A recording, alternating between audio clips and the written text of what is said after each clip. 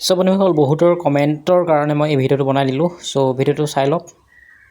digital Kamal চেনেলটোলৈ আপোনাক সকলোকে স্বাগতম জনালোঁ সো বন্ধুসকল থাম্বনেলখন চাই নিশ্চয় গম পাইছে আপোনালোকৰ কোনটো টপিকৰ ওপৰত ক'ব ওলাইছোঁ হয় বন্ধুসকল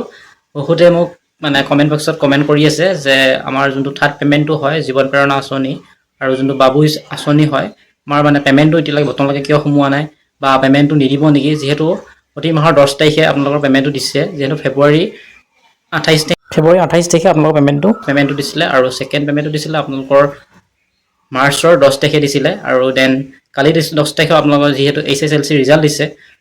সেইকাৰণে কিবা প্ৰব্লেমৰ ক্ষেত্ৰত আপোনালোকৰ যোনটো যি থাৰ্ড মানে পে'মেণ্টটো দিয়া নাছিল তো ডক্টৰ হিমন্ত বিশ্ব শৰ্মাই টুইট কৰিছে যদি আপোনালোকে চোৱা নাই মই বাৰু দেখাই দিব চেষ্টা কৰিম তাত তেওঁ কৈছে যে আপোনালোকৰ যোনটো এপ্ৰিল মাহৰ যোনটো আপোনালোকৰ থাৰ্ড পে'মেণ্টটো হয় জীৱন প্ৰেৰণা স্কিম আৰু